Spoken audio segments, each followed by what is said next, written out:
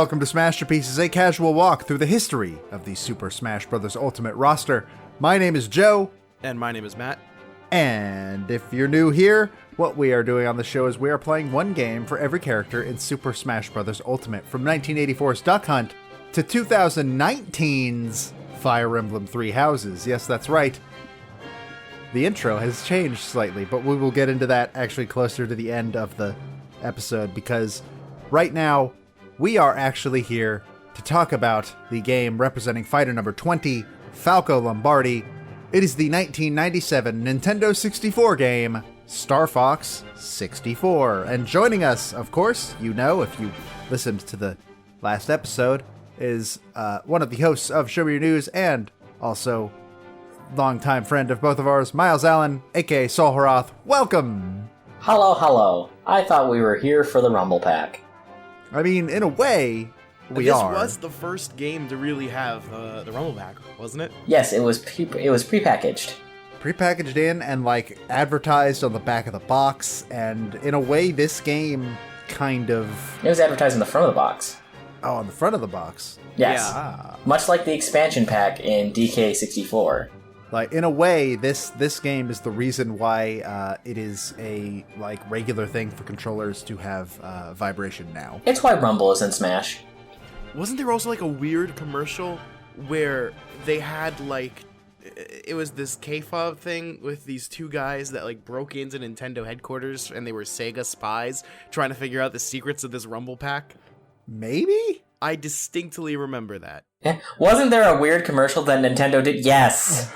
I know there is a commercial that is exactly that, but I don't remember if it's for the Rumble Pack specifically. It could be for the Rumble Pack, it could be for the Transfer Pack, it could be... I mean, it'd be weird for Sega to want a Transfer Pack, to be honest. I mean, what are they going to do, Sonic Chaos? Hey, they could have. Jurassic Park was kind of fun.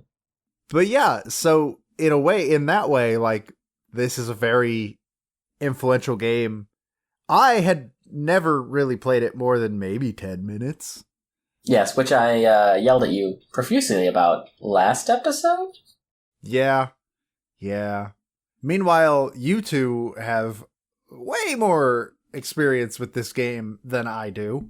Oh, yeah, I played it back in the day, and then when it came out on 3DS, I actually got I got medals on every planet on 3DS and unlocked hard mode. Yeah, played through that.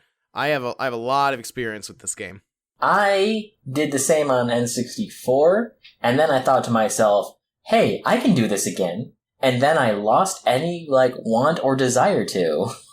Because it was 2003 at that point, and I had other shit to play. That sounds about right. Like I said last episode, a friend of ours, Missing No, sent me a cartridge, and I have it. It's sitting in my living room right now. And I played that, I think, enough. I say 10 minutes. I think I made it up to Andros, but I didn't remember anything about it at all. Made it up to Easy Andros and then died. How? And then meant to go back because I'm bad at video games. I never went back. And now here I am. You were gifted a copy of this game, and then you didn't even play it. You played the Wii U version so you could save state your ass through the game. Well, it's also that, and I don't have a way to capture in 64. Yeah, I mean, I do, but you guys saw the quality. It's a bit of a drop.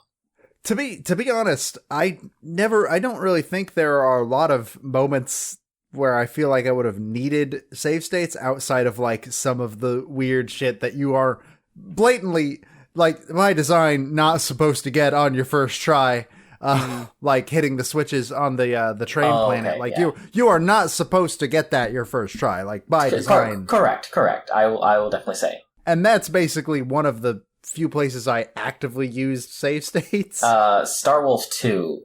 Star Wolf 2, yes, but I never beat that. Star Wolf 2 is really hard. Venom 2 in general is very difficult. Wait, you saw me handle Star Wolf 2 like they were nothing. Yeah, but... And I played Star Wolf 2 before Star Wolf 1, and I literally had more difficulty with Star Wolf 1 because they were so dumb. Yeah, but we're more experienced, and also Joe went into that without the blue lasers. Yeah, that's true. Blue laser is life. If you don't have the blue lasers, then it's impossible. You know what else makes it fucking impossible? So, for anybody listening, here's something I don't recommend. don't play this game with the Wii U Pro Controller. Yeah, really, don't play it on Wii U Virtual Console, just like in general. The main reason is the C buttons on the N64 controller. The N64 controller is weird and stupid, and it's a miracle that it worked. I'm surprised there's not more fighting games on it, because the buttons are set up that it's like a fighting game. It does kind of feel like it, but also like, I don't know. That feels like it would also be a nightmare. But like, so the C buttons are set on Virtual Console to the right analog stick on the Pro Controller or on the gamepad. And in most games, this is not actually a problem. In Mario 64, this isn't a problem. The C buttons are just the camera. They're nothing else. It doesn't matter. But in Star Fox, the C buttons do a hell of a lot more than just control the camera. So when I had to somersault during fucking dogfights, I would have to input that like for people who don't know, a somersault in Star Fox 64 is down on the analog stick and C left button. And I would have to input that like 5 times before the controller was like, oh, that's what you want to do. And then I would do a somersault. And by then I've already gotten shot by Wolf like 6 fucking times. There's also the issue that the analog stick is calibrated incorrectly on the Virtual Console, because the analog stick on the 64 is weird, and technically not actually an analog stick. Yeah, no, it's not. If you ever take that thing apart, it's kind of fun. Yeah, so it's when they translated it to Virtual Console, they did not really configure it properly, so it's a lot harder to aim. Like, if you look at the VOD of me playing, I started out on the 3DS and then had to switch to Wii U for my second run because of a hardware issue. And then like you can see, I'm doing a lot worse with aim on the Wii U Virtual Console than I was on the 3DS, where the circle pad is properly calibrated to the game.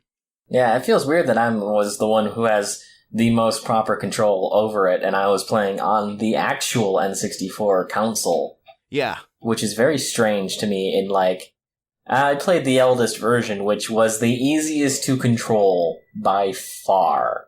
That is honestly just a problem with, like, trying to generally emulate N64. I mean, you use gyro controls. I don't think gyro controls are in the Wii U version. No, they're not.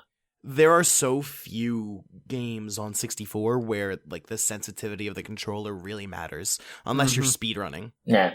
I mean, I would say Star Fox 64 is definitely one of the ones where you need to have that analog stick down pat. Yeah. It makes a huge difference. I don't think any of the games on the rest of our list on 64 are going to have this problem at all. Like, none of them need to be that accurate, like, because they're all platformers, or like maybe Pokemon Snap, but even then, well, there's also like Donkey Kong 64 might be a slight problem with like aiming the guns, but you don't ever have to do that in a way that if you miss, you're like dead. The only moving targets you ever have to shoot in DK64 are the balloons, and they don't punish you when you miss them, you just missed them. And I can't think of anything else that we're going to encounter that. I guess Tui might have that with the first-person shooter mode, like sections. Tui's first-person shooter mode is something else. Even in the N64 version, and was not repaired later on. Like, it doesn't use dual stick controls. It's very bad. It's very bad. I remember it being very bad. You should, because it was very bad. But yeah, so the point being that Star Fox 64, more than probably any other game on our list from the 64, is more fine-tuned to the 64's analog stick. Even more than like Mario 64, because I know we mentioned this during Mario 64 as well. Oh, we definitely did, yeah. But I think even then, like, at least there weren't points where I told Mario to do a thing and my controller was like, what? You want to do what? Tell me a few more times, and then maybe I'll do it. Yeah, we did bring this up on the Mario 64 episode, but it's not nearly as big a problem for that game. If you're going to play Star Fox 64 nowadays, either pull out the original hardware, which is not easy to do, or play it on 3DS. Yeah. It is just not really worth it on Virtual Console. Or wait for the N64 Classic. Which is definitely coming. Yeah, totally. 100% coming. Or, I mean, just wait for the online mode on Switch. That's only going to come when we finish doing N64 games on this show, because that's how every single one has gone so far. Yeah. Sounds about right. And SNES games didn't show up until after we played Donkey Kong Country. Yeah. It was like the week after. Yeah, it was ridiculous. To be fair, I mean, there is lag in those, and honestly, 2D platformers need a little bit more Twitch-level gameplay, not as in the streaming service, but, like, you need to make those jumps. But as far as Donkey Kong Country is concerned, you got a lot more leeway, especially if you roll. But yeah, I enjoyed my first time through Star Fox 64. Easy route, right? I did both. I made it to the end of the hard route. I didn't finish it. But I did the easy route, and I did complete it successfully. I made it to the end of the hard route, and then Venom 2 absolutely kicked my ass. Star Wolf tore me apart, and I am still injured today. Please send flowers. Did you not brain? No, I did not brain. I watched Matt brain, though. Yeah, I'm surprised with the whole brain thing, because I remember very clearly leaving the eyes alone, because he gets teleporty and harder without the eyes, but this time he didn't work out. You have to destroy the eyes. You can't damage him if you don't. Oh, I was damaging him just a little bit beforehand. You could swing underneath him and shoot up into his brain butt. And that's never worked out for me, but if you say so. I am only saying it because I just did it. Because, like, when I destroyed the eyes and made it easier to hit his brain butt, I only shot him like 3 or 4 times before he died. He just fucking died. Like nothing. If you say so. I mean, you just did it, so who am I to say otherwise?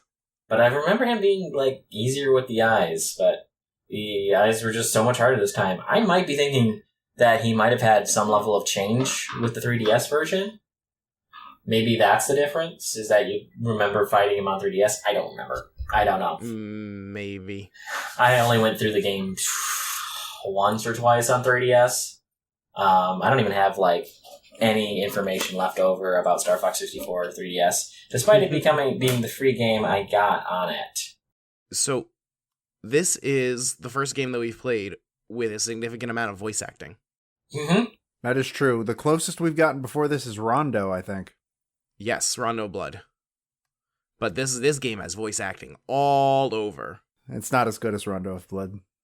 I don't understand what that means, which if I could mod it so that that's all Slippy said in Maria's voice, I would. Well, don't worry, there's plenty of classic lines in this game. There's so many classic lines in this game. Which I respect a lot, the 3DS version, since they had to re-record the dialogue because it was a very low bit rate and would not have worked out in a modern game. They got back as many of the original voice actors as they could and tried to match the lines as closely as they could. They sure did. Which was not always successful, because most of these voice actors are not very talented. Wow. Come right out and say it. You're right, though. Yeah, I will admit, you're right.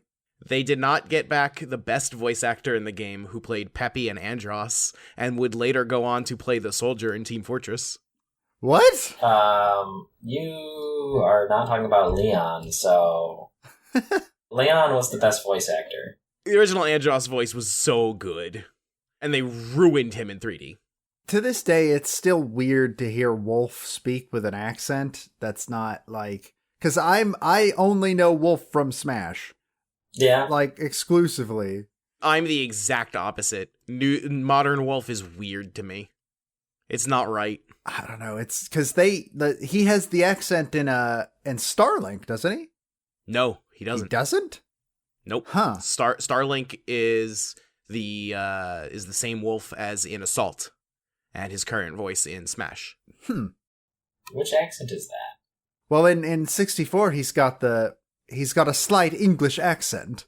It's true. Okay. But in like Smash, he's the real gruff. Gonna have fun with this thing. Yeah. That's how his voice actor in Assault played him, and that is how he was played for the rest of the franchise, except for 64 3D. Interesting. Yeah, it's as somebody that only knows him from Smash, that was a weird thing to remember. that's how Wolf sounds in this game, and that's how Wolf sounded for the first time. Is Wolf in the... Because this game is... Correct me if I'm wrong. This game is, by all accounts, basically a super enhanced remake of the SNES game, or am I completely off base on that? More or less, it's also sort of a remake of Star Fox 2, which was not released for many years after. Many, many, many years. Like, a lot of Star Fox 2 is repurposed into this game. Because I know that my roommate is one of the only people on Earth that thinks that the original Star Fox is better than 64. This is a real thing that Ben believes, and will tell you every time Star Fox comes up in any conversation ever. I'm not making it up. It is the far future version of BoJack Horseman. You did say that. I remember. Wait, what? I mean, they're all roughly the same body shapes, and they just talk, and it just seems like it's the far future version of BoJack Horseman. I could sort of see it. Ben's got to get famous, though, in a sitcom. I can make that happen. Worked for Sonic. It sure did. Wait, what sitcom was Sonic in? This is not a conversation for now. This is a conversation for later. Back to Star Fox. I was worried personally that I was going to dislike... So here's the thing. And this is not... I need to preface this by saying, like, this is not me saying this is how every game should be. I personally prefer my games to have a concrete beginning and a concrete ending, and then you move on to the next game. But Star Fox is not like that. Star Fox is a score attack game, and I was kind of worried that I would like it a little bit less for that, but honestly, like, the variation you can have on runs is kind of weirdly impressive for a 64 game, I feel like. Yeah, it's a shame that Shadow the Hedgehog couldn't follow through on the formula. Do you see yourself maybe going back to it someday? Preferably on 3DS? Maybe on 3DS. 3DS probably. Definitely not on Wii U. I can tell you that for free. I think I've pretty handily realized that Wii U is not the place to play this game. Mm-hmm. Or maybe even play it on original hardware if you can manage it. I could play it. I don't know if my 64 still works. I mean, I did spend about a good half hour getting mine to actually start playing Star Fox 64. But on the reverse end, Star Fox 64 is the second hardest game I own to start getting to work on my 64. Well, last time we plugged in my 64 was to stream Smash 64 many years ago. I don't think I have a TV with component inputs anymore. Composite? Or composite, yeah. I only have HDMI inputs now.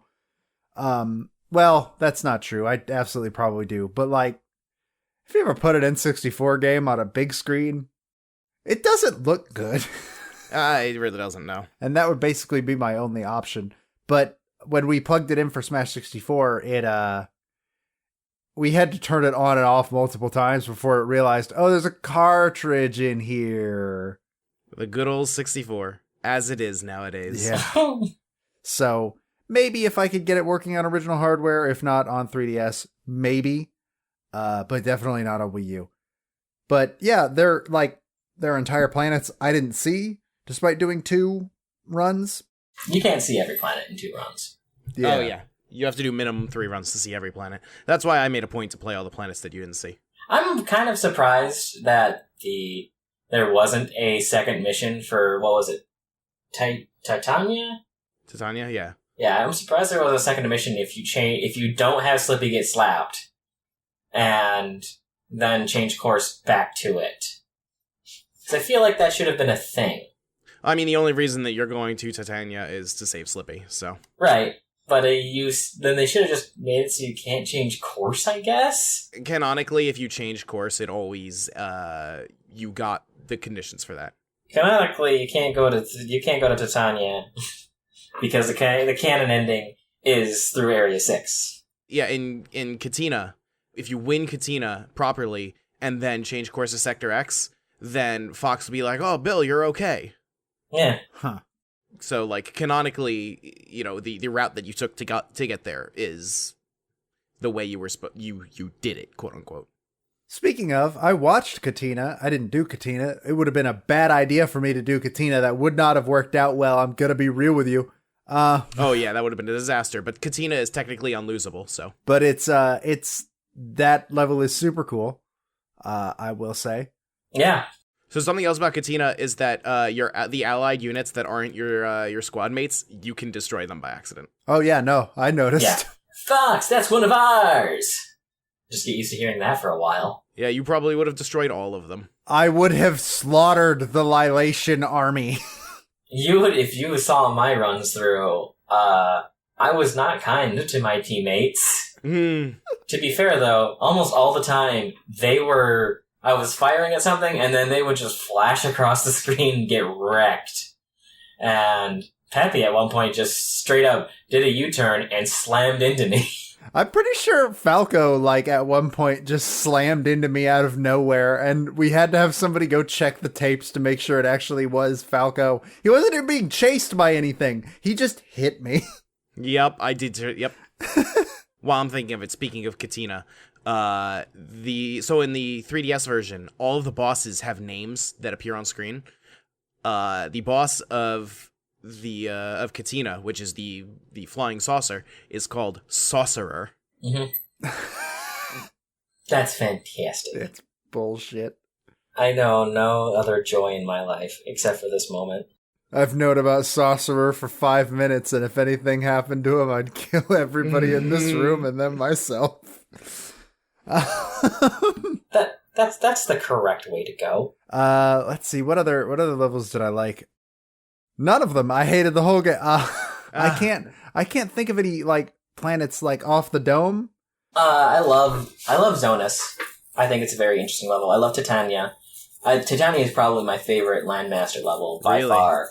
Oh yeah, no, it's amazing. Like, it's probably got the most varied geography, the most varied enemies types. I mean, there's only 2 Landmaster levels, so there's, not a lot to compare with. See, I hated the Landmaster levels, except for, I hated the first one, the easy one.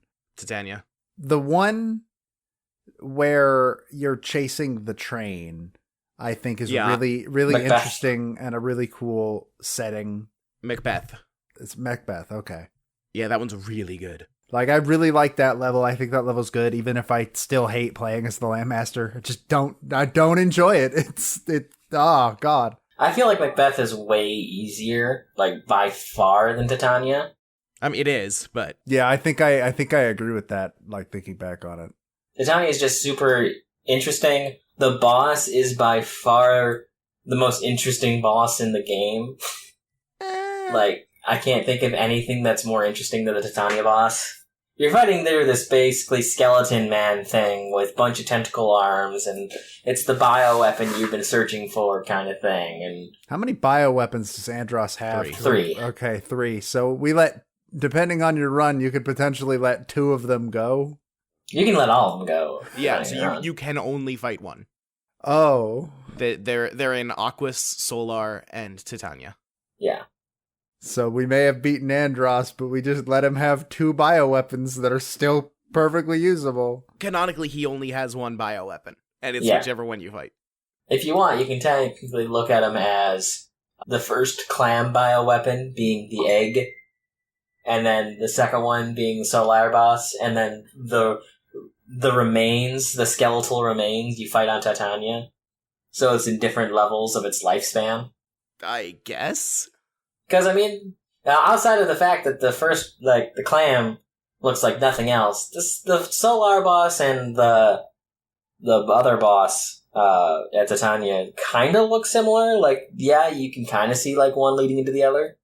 Yeah. All I know is that the face of the Titania boss reminds me of the stabby guy from Futurama.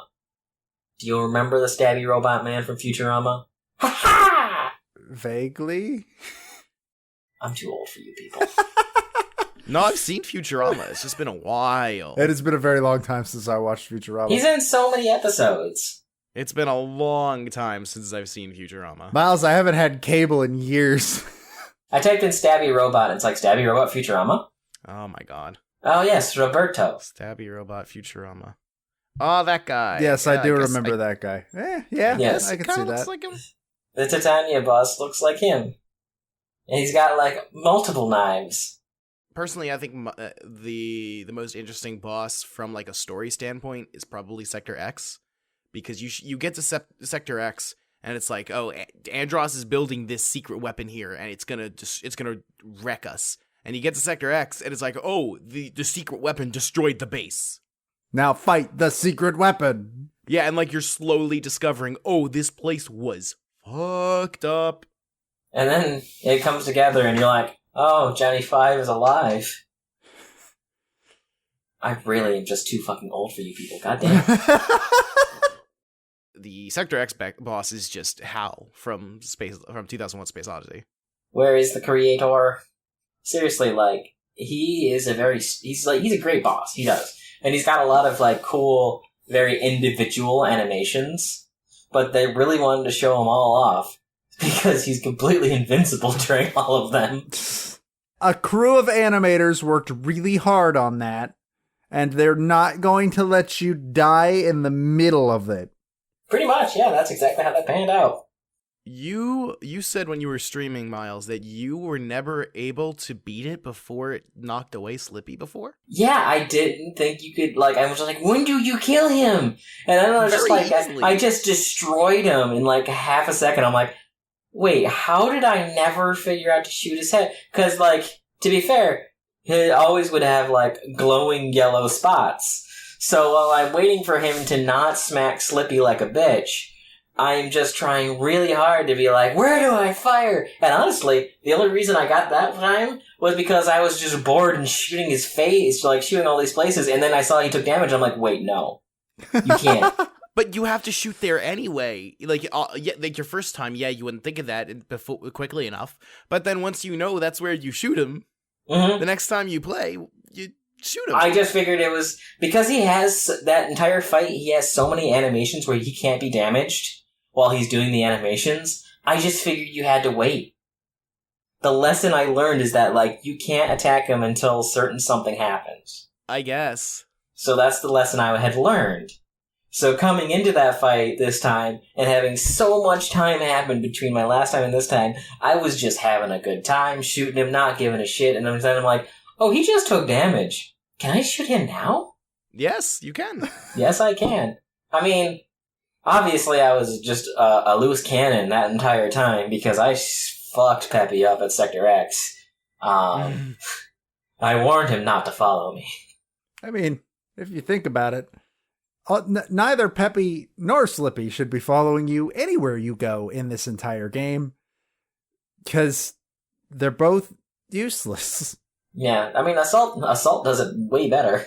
Fun fact, Falco has 0 lines of dialogue where he directly responds to something that Peppy says. He does make fun of Peppy, though, I think.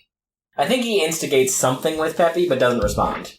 If it wasn't for Slippy responding to Peppy, you'd have to imagine that Peppy was also a ghost the entire time. I think that would be an incredible twist, and that's the twist I want to see.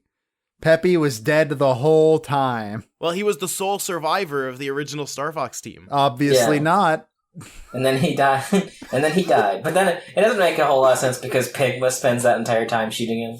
Unless Pigma's trying to shoot the ghosts of his past. Yeah.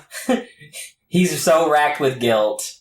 Pigma's not the brightest bulb in the box. Let's be real. He could just be shooting at a firefly. Wait till you see Star Fox Assault. Pigma. Oh man, that Star Fox Assault is great, and Pigma is my favorite there. Assault does a number to Pigma, and it ruins Leon. Yeah, I mean, yeah, it totally ruins Leon. But what it does to Pigma is great. Looking forward to game number 48. But I mean, Panther's there. I can't remember if like Star Fox Zero and Starlink treats Leon with respect, but Assault definitely does not. I don't remember Leon in Assault, so that's a very fair point. Not like Leon had a lot to respect with in the first place, he just had the best voice. He is the great Leon! I'm going to be real with you. I had to remind myself earlier today that Leon existed based on my only experience being Star Fox 64. Oh my god. And he's got a cool trophy in Brawl. So recap, Joe. The 4 members of Starwolf. Do you know them well enough? I know all 4 of them by name. Well, tell me what you know about them. I don't know anything about them other than I know all 4 of them by name, and I guess Andrew is Andros' nephew? Yeah. Yep. Uncle Andros! I failed you! Like, their names are Wolf, Andrew, Leon, and Pigma. I know that Pigma's the one that betrayed James and Peppy. Do you know Pigma's last name? No. Dengar. I knew it started with a D. I couldn't remember exactly what it was. What about Wolf's last name? O'Donnell. I only know that because of Smash. Yeah. I don't know Leon's last name. It's P something, it's like Kowalski. Kowalski? Yeah. I remembered, motherfucker. I don't know Andros. Oikini? Or, Andrew Oikini. Yeah, Andrew's last name is Oikini. I know this because when in Star Fox Assault, they are just suddenly referring to him exclusively as Oikini. Wait. But Andros' last name might be Oikini. Fucking wait. There's a pig on Starwolf, and he's not the one with the last name Oikini? That's correct. That's bullshit. I just like the deep lore that Andros' last name might be Oinkini. This game is literally unplayable now. It's not Oinkini, it's Oikini. I'm saying it the way I want. It's close enough that I'm still mad. It's a pig-based Canadian comedy. Oinkini. The best map. And I know you're not going to agree, Joe, because you didn't have a good time on this map. But I think me and Miles both agree. Oh, yes. The best map of this game by far is Area 6. Yeah, 100%. There's just so much going on. It's great times. That map is awesome.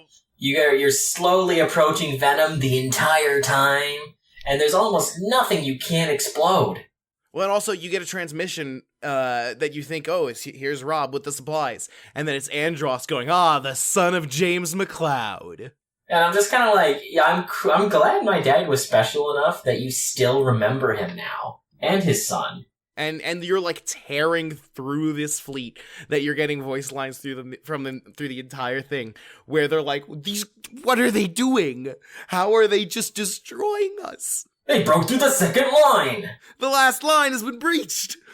Which only happens like 20 seconds from each other. Which, I mean, if I'm Andros and I'm just like, I'm gonna fuck with these guys for a little bit, and you hear like, he got through the second line, he's like, that's something. And then, he got through the final line, I'm like, that was too quick. That was far too quick. Send the secret weapon! And then it's a weird, weird battle. I just had to take a moment to talk about how much I love Area 6.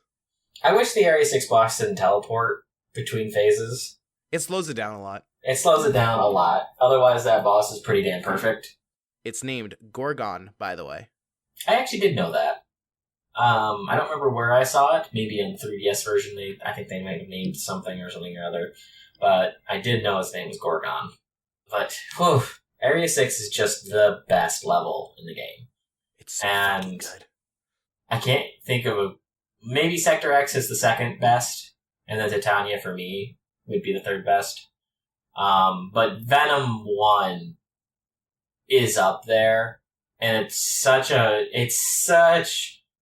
missed opportunity in my eyes that you can't play through Venom 1 into Venom 2. Yeah, that would be really cool. I would have loved to fight, because, I feel like there should have been a very hard route. There's a hard mode in the game. It's because you gotta fight Starwolf at Bolse, however it's pronounced. Or at Ficina, alternatively. Joe, I also, there was disappointment from a couple people. Since you didn't finish, you didn't get to see that James McCloud is just Fox with sunglasses. No, I saw your stream. Yeah, but we didn't get live reactions to that. So one thing that I really actually do quite enjoy about this game. I think it's time to jump into soundtrack talk.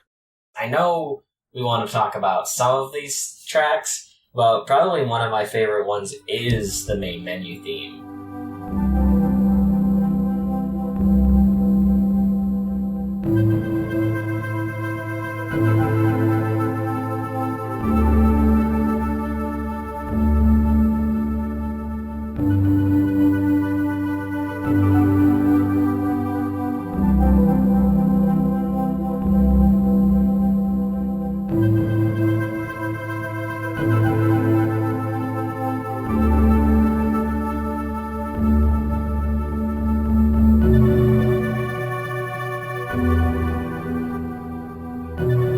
Just the ambience, I think, is one of the better ones Nintendo's put out in ages.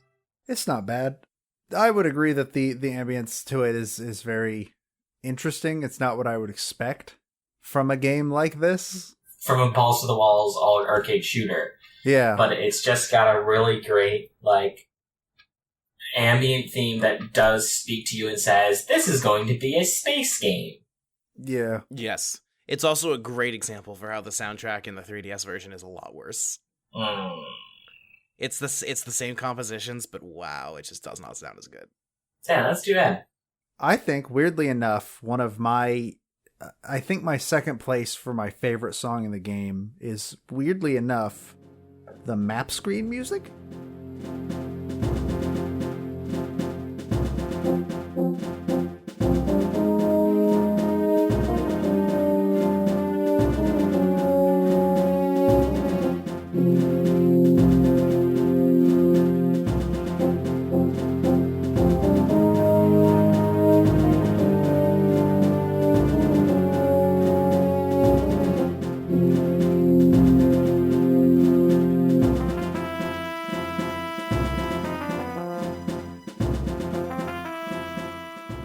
It just has this tension to it.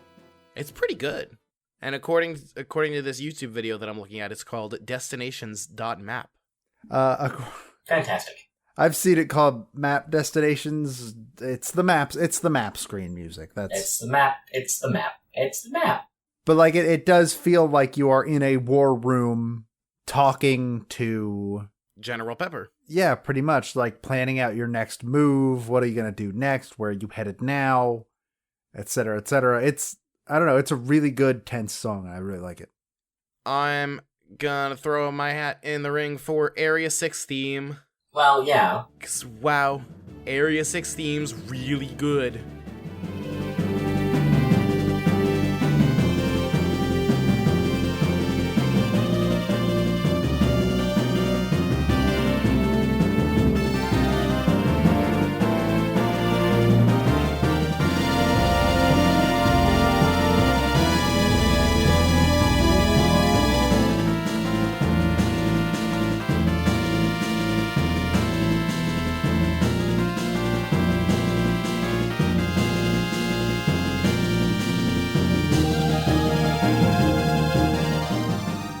There's no question about that, honestly. I would agree, except for that second remix in Brawl sucked. But the other one was good. Yes, it's very bad. Area 6 version 2 is very bad. I liked the other one. Medio is also a really good song.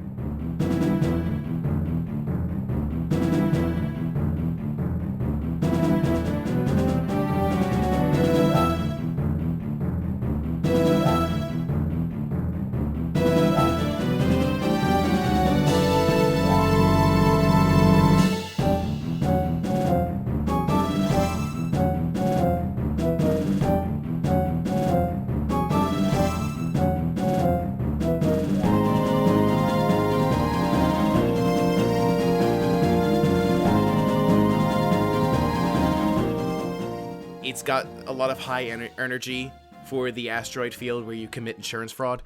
Which, by the way, did you notice that you were committing fraud in Medio? You mentioned it in the chat. Yeah, I believe so, yes. Yeah, because at the end of the game, your score is the bill you send General Pepper. You blow up rocks for your score. Yeah. So you're just committing fraud. Yeah, that rock was coming right at. It worked for Andros. It told me. It had a draw Pseudophore mod. I mean, to be fair, a lot of the rocks will explode and then they'll reveal, like, a meteor gun the enemy. So, I mean, that fox is just playing it safe, you know? But, if you're fighting through Titania, there's these little trees with balls on them, and those count towards it too. Nice. My favorite song in the game, though, is, by far, Star Wolf.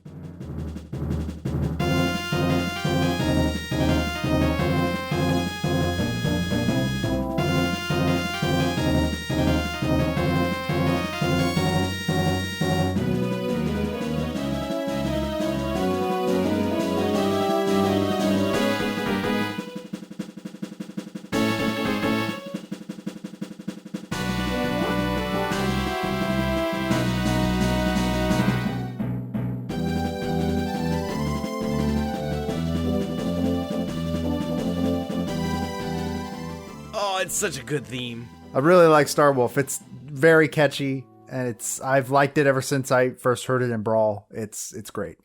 This might be a hot take, but I like the version in Star Fox 64 better than the one in Star Fox Assault. I agree with that, actually, because Assault, I've heard the Assault version because it's in Brawl. It sounds Western in Assault. Yeah. Like, if that makes sense, and I don't like that as much. It's kind of a bit Spanish too. Yeah. Because Panther's part of the team in Assault. Yeah, I'm not a fan of the Assault version either. I do think that the original is a lot better. I think the Assault version is very good, but there is something about the Star Wolf version in 64 that fits the arcade theme and the theme of Star Fox better. I would say that Star Wolf Assault is a better song in general, but as far as fitting with your theme of the game, Star Fox 64 or Star Wolf is superior. Mm-hmm. Because it's just a great time. Probably the idea of the Star Fox Assault version of Star Wolf, and we'll talk about this again in some 20 games, but it is meant to play for an entire level instead of just being a single dogfight. So they probably needed it to be a bit more mellow energy. Yeah, if I recall correctly, when it was played through the 3DS, it's so much worse. Oh, the 3DS soundtrack is just across the board worse. And, Joe, when you edit in the music, edit in the 3DS version of Star Wolf here.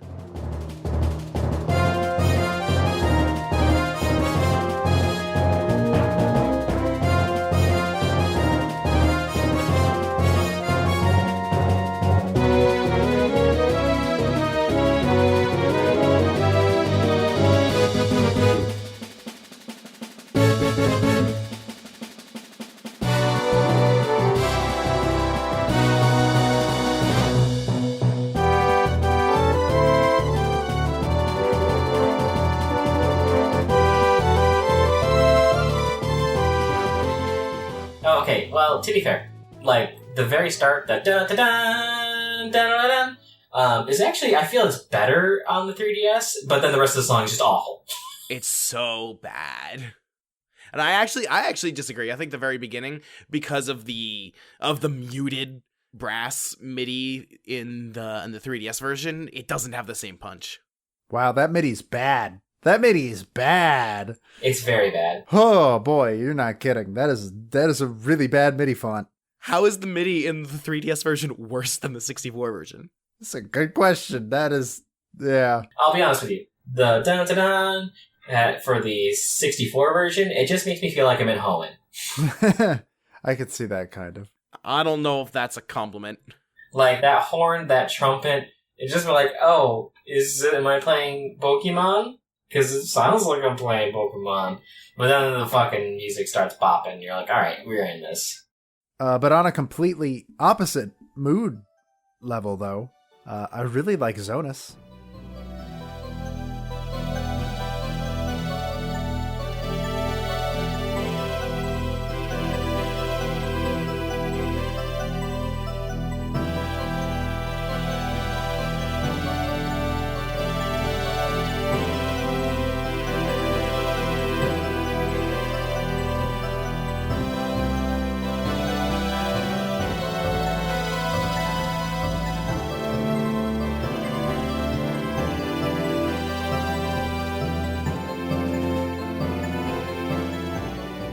DOS is a good theme. It's not in your face and like, yeah, space battles. Yeah, because you're under the radar. That is, you know what? Yeah.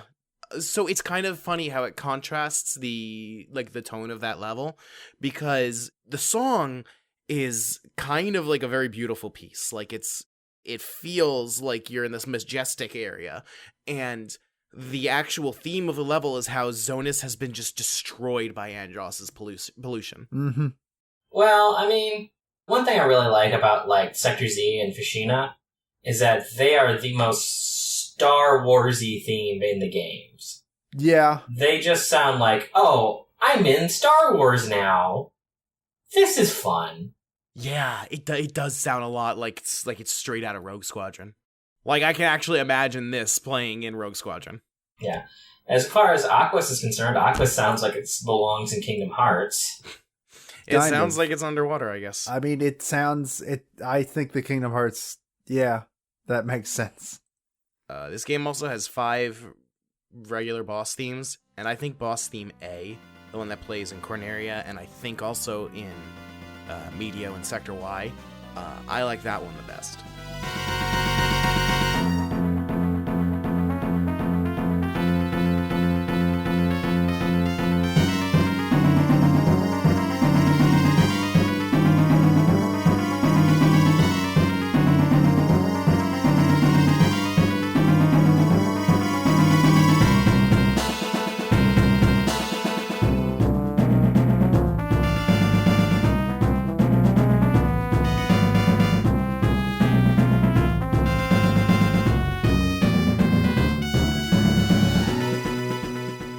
Hoenn.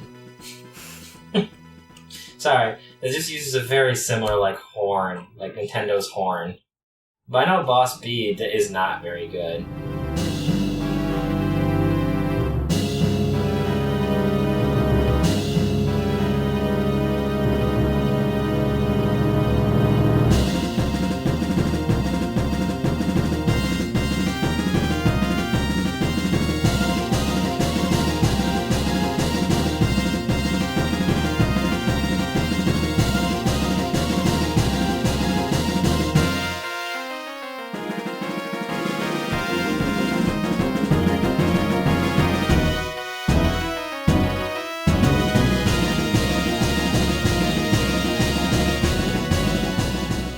Boss B is just like, yep, that's a boss. Boss B's overplayed, I think. It's in too many bosses. But yeah, unfortunately, I think it is time to start wrapping up. And we still have a little bit of housekeeping to talk about before we get to our next game. But before we do that, any final thoughts, gentlemen, on Star Fox 64? I think that the moveset that they made for Fox and Falco out of this game was pretty solid overall. They managed to incorporate some of the things that the Arwing can do into their moveset in a pretty cool way. Like the reflector. I never realized the reflector was actually supposed to be the barrel rolls. Yep. Mm-hmm. And something about the G-Diffuser means the side B and the up B. The up B is the boost. Maybe like combined with the bomb. I believe Slippy tells Snake that there's the side B and up B are based on the G-Diffuser system. I'm not 100% sure about that. I have not listened to that in well over a decade. I know he describes the reflector as being something that he made at the very least. He just kicks it around. No, he doesn't mention the G-Diffuser. Okay. But yeah, it's for sure. It's a really good game. I love it. I enjoyed it more than I thought I would, even though I didn't think I was going to hate it, obviously. But right. I enjoyed it a fair deal more than I thought I would. Maybe one day I'll go play it on a system that works for it. I would really like to see you play it on a better system before it, because I look forward to seeing how you feel about Assault and then looking back on 64. You know what we should have done? We should have played the multiplayer. We should have hooked up NetPlay and played the multiplayer together. Yeah, you guys didn't actually get to listen to the themes for Versus and 1v1. I mean, to be fair, we could find a way to do a bonus stream and play Star Fox 64 multiplayer when we are in the same area at the end of the month, but that's just gonna be you and me. Probably shouldn't be making full plans for anything like that. What episode number is this? This is episode 22. This is the 22nd game. Okay, so you've got at least double this before you can get to Assault. Assault is game 48? number 48, yes. Okay. So we've got a ways to go. I don't if Matt's math is correct, which I imagine it will be, Star Fox Assault will be next year. Sounds about right. So It's gonna be a while. It's gonna take a while to get to the GameCube, but we'll get through a lot more games next year than we did this year, though, because we don't have 2 back-to-back JRPGs. You mean this year than last year? It's January. It's February. Yes. I'm surprised you guys actually played through the games. At least you guys aren't completionisting it. Oh God, no! Donkey Kong 64 is on this list, Miles. I've done that before, and I've told myself never again. Maybe you get Mitt Romney on that one. I mean, U.S. senators send U.S. representative congressmen. They tend to show up to those streams. Apparently. Look, it's happened once, it can happen again. This is important. If I recall correctly, Ocasio-Cortez is the only one who's been talking about Smash Brothers on her Twitter. So. Well, yeah, because she's the coolest. But I thought that was Shadow. With that, I think we have talked about Star Fox 64. So Miles, did we? I feel like we talked about everything else. We talked about a lot of things, and then also Star Fox 64 was there. So before we boot you out of the Smashterpieces room that we are all totally sitting in physically in the same space, where can people find your stuff? Well, as you introduced me, Solharath, Solharath, is basically everything, because it doesn't get used anywhere else. So, that's my Twitter, that's my Twitch, it's basically everything as far as I know. Even here on Discord, but then you have to do like the hashtag 0419 or something like that to find me on there. But you will find me anywhere you type in Solharath, which is usually going to be a bunch of YouTube videos of me playing Smash Brothers. And you should definitely look those up, because I lose a lot. Well, it's okay when we're all in the same place. I thought we were in the same place right now. Oh shit! Fuck. Bye, Miles. Did you just throw Miles into a pit? I mean, look, what I do with our guests is my business. We had business to discuss, and he was on to us. So let's talk about that business. And that business is that since the last time we had an episode, we A, hadn't committed a murder, and B, that's canon now. We killed him. And B, another character was announced for Super Smash Bros. Ultimate, being Byleth from Fire Emblem Three Houses, which means that we are no longer ending the show on The Legend of Zelda Breath of the Wild. And in fact, Breath of the Wild is actually getting pushed back to before Dragon Quest XI, where it actually was supposed to go. We just didn't want to end on Fire Emblem Warriors. Yeah, we were cheating, because Fire Emblem Warriors is not a good game. I have a personal vendetta against it, so we wanted to end on a game that we would have a good time with, and we figured what better way to finish than with Breath of the Wild. Yeah, but now, A, we can't fudge a 2019 game going before a 2017 game, and B, Three Houses is good. Yeah. We are presented with a unique problem, though. So my suggestion, and I've brought this up before, because I assume you are talking about which route do we play? Yes. I think that, and this will be a thing that we do long in the future, because let's face it, we're not playing this game for this show for several years. For a while. A very, very long time. It is currently on the list as game number 79, and bear in mind, 6 more games are going to have been added to this list before then. It is the final game on our list, and will probably stay that way. I feel like there's a possibility one other game could get added. The only game that I could think of that comes after Three Houses is Astral Chain. Yeah, that is the only one I think has that, or a Sword and Shield Pokemon. I could easily see that happening as I don't well. want to finish on Pokemon. Which I would also rather not finish on Pokemon, but I mean, Sakurai might just not give us a chance. But yeah, it's right as of right now, and for the foreseeable future, Fire Emblem Three Houses is going to be our new finale episode in 2029 when we finally get there. Yo, if we have to play Pokemon Sword and Shield, can we change Sun and Moon to something else? Because X and Y is not long before that, and then Sword and Shield will be like right after that. But what would we change it to is the thing. I don't know, but like Incineroar hasn't shown up in anything else. Is Incineroar in Troze? In the new Troze? I'm not playing Pokemon Troze, and also I don't think so. I think didn't that come out before Sun and Moon? Wasn't there like a brand new Troze? I don't know.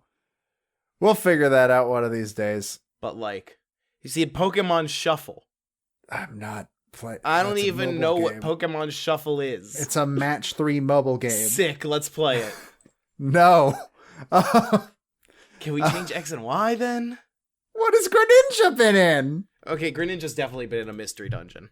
There hasn't been a mystery dungeon since X and Y came out. Be. There has not been a new mystery dungeon since X and Y came out. Greninja's in Troze. Troze's not real. Anyways, back to what we were actually talking about being what route do we play for Fire Emblem Three Houses? I think personally what we should do when we get there is put up a poll of like what route because you've played essentially all of the routes. Not really, but essentially you have. Because I think you haven't played Silver Snow and you found out that like Silver Snow's just Verdant Wind. Yeah, just it's the same. I've only played Silver Snow. And I'll cut this off at the pass before anybody mentions it. No, one of the options will not be just play all 4. So what if we get 2 other guests and each of us play a different route? I don't know if that would work super well for this game. It would not work at all for a discussion podcast. Otherwise, I'd totally be down with that. But I think what we should do is when we get to this point, just put up a poll and be like, what route do you, especially for like, some people like to play along with us. I think that would make it a lot easier if we put up the poll. Like when we hit Fire Emblem Warriors, that's when we would put up the poll so that we know by the time we recorded that episode. Yeah. And God willing, maybe there'll be a 2018 game that gets announced so that Fire Emblem Warriors and Fire Emblem Three Houses aren't back to back. I mean, that's not a big deal. We've got other back-to-back games. That's fair. We had Mario back-to-back games near the beginning of the show. We did. And we also had 2 of the most influential video games ever made back-to-back. That is also true. We got Stadium 2 and Puzzle League are back-to-back. And then Puzzle League and Dr. Mario 64 are back-to-back. Both being puzzle games of very similar. Yeah, so we'll figure out what route we're going to play when we get there. And we will probably be asking you to help us figure it out. Personally, I'd like to play Azure Moon. Because I've heard from you and multiple other people that route is very good. But who's to say I won't have already played Azure Moon by then? Again, Azure Moon, I feel like, is the one that if you're only going to play one, you play Azure Moon. But like, who's to say that by then I won't have already played? I was hoping when Cindered Shadows first got announced that we could just go, oh, let's play Cindered Shadows. But it looks like that's just a side story for all 4 routes. Yeah, so unfortunate, but yeah, so we'll figure that out when we get there. And of course, 6 games are going to get added to this list from here, probably between now and February, if I had to guess, next February. Probably maybe even later. So I'm looking forward to finding out who those are and hoping to God none of them are Ryo Hayabusa. So with that, I think it's time to talk about our next game. And that game is representing fighter number 5. That's right. We're all the way back at single digits, back at the original crew. This is only our 2nd single-digit character. 3rd, Kirby. Oh, you're right. I missed that one. I was just scanning down the list. Yeah, right. So this is our 3rd single-digit character. This is our 3rd character, our 4th character, I think, from the original roster. being the ones we have played from the very original roster would be Kirby, Mario, Ness, And now, fighter number 5, Yoshi. And representing him is the 1997 Nintendo 64 game, Yoshi's Story. Yay!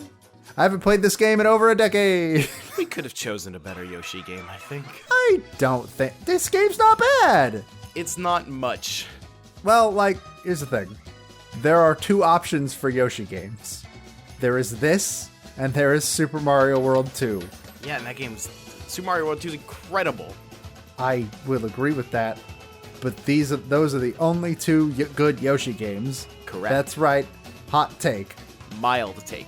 Mild take. Those are the only 2 cold good take. Yoshi games. But I love Yoshi's Story, and I believe back when we decided on this game, the decision was mainly based on, like, this is the game that kind of made Yoshi the character we know now.